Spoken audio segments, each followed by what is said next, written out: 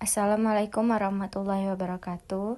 Saya Risma Dewi Kairani dengan NIM C0D024008, Prodi D3 Perpajakan, Fakultas Ekonomi dan Bisnis, Universitas Jambi. Baiklah, di sini saya akan menjelaskan tentang konsep dan pencatatan akuntansi pajak dari pendapatan, penghasilan, dan penjualan. Oleh dosen pengampu, Bapak Dr. Wirmi Eka Putra SEMSI, Ibu Heriani SEMAK, dan Bapak Lutfi SEMSC. Masuk ke pendahuluan. Pajak merupakan sumber penerimaan negara yang sangat penting dalam mendukung pembangunan nasional. Dana pajak digunakan untuk membiayai berbagai kebutuhan negara, seperti pembangunan infrastruktur, pendidikan, kesehatan, dan pelayanan publik. Oleh karena itu, kepatuhan wajib pajak dan pemahaman mengenai aturan perpajakan menjadi hal yang sangat diperlukan. Dalam praktiknya, setiap tambahan kemampuan ekonomis yang diterima seseorang atau badan usaha dapat dikenakan pajak penghasilan. Tambahan kemampuan ekonomis tersebut dapat berasal dari gaji, laba usaha, penjualan, bunga, dividen, maupun penghasilan lainnya. Pentingnya akuntansi pajak. Akuntansi pajak memiliki peran penting dalam pencatatan, perhitungan, dan pelaporan kewajiban perpajakan. Akuntansi pajak membantu perusahaan maupun individu agar dapat melapor pajak sesuai dengan peraturan yang berlaku. Kesalahan dalam pencatatan pajak dapat menyebabkan kesalahan laporan keuangan, kekurangan pembayaran pajak, sanksi administrasi, permasalahan hukum perpajakan.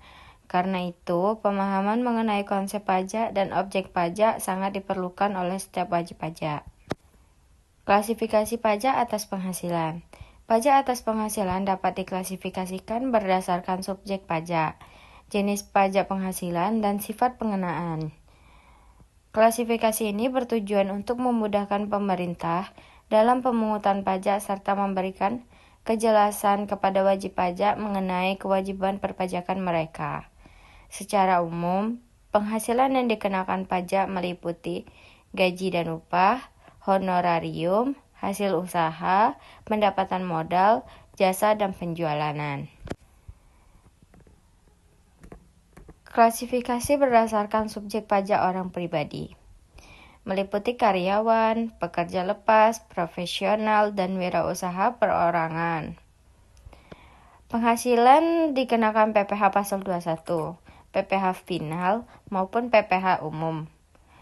Kalau badan usaha, meliputi PT, CV, koperasi, yayasan, dan badan usaha lainnya. Pajak dikenakan atas laba usaha yang diperoleh perusahaan. Pemungutan pajak dapat melalui PPh pasal 23, PPh pasal 25 atau 29, dan PPh pasal 26. Klasifikasi berdasarkan jenis PPh.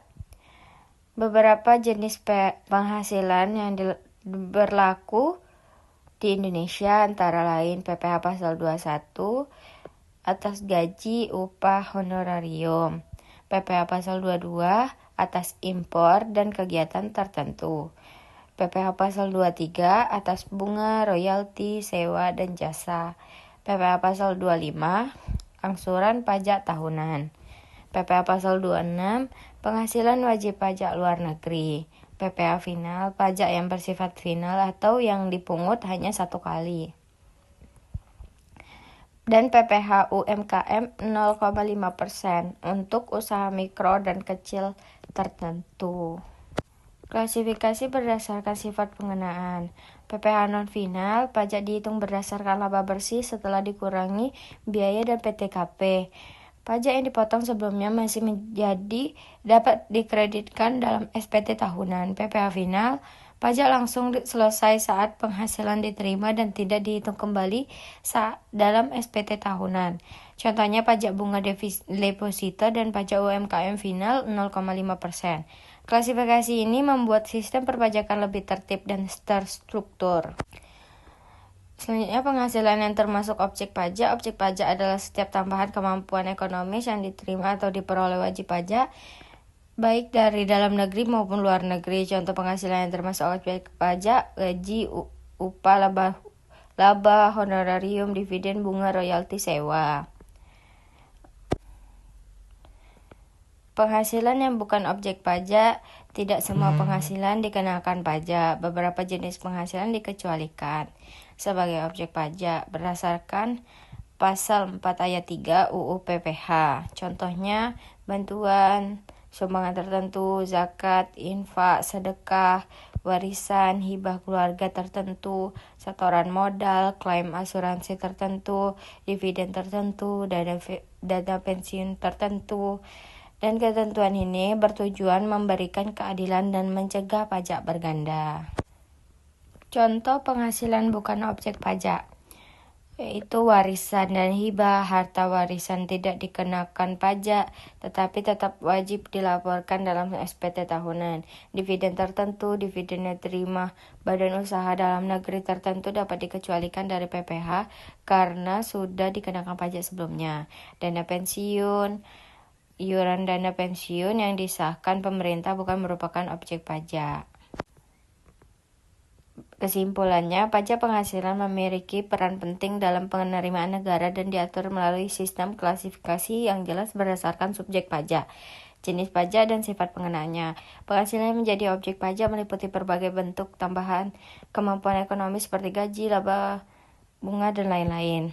Dengan adanya klasifikasi tersebut, sistem perpajakan menjadi lebih tertib, transparan, dan memudahkan wajib pajak dalam memahami kewajiban perpajakannya.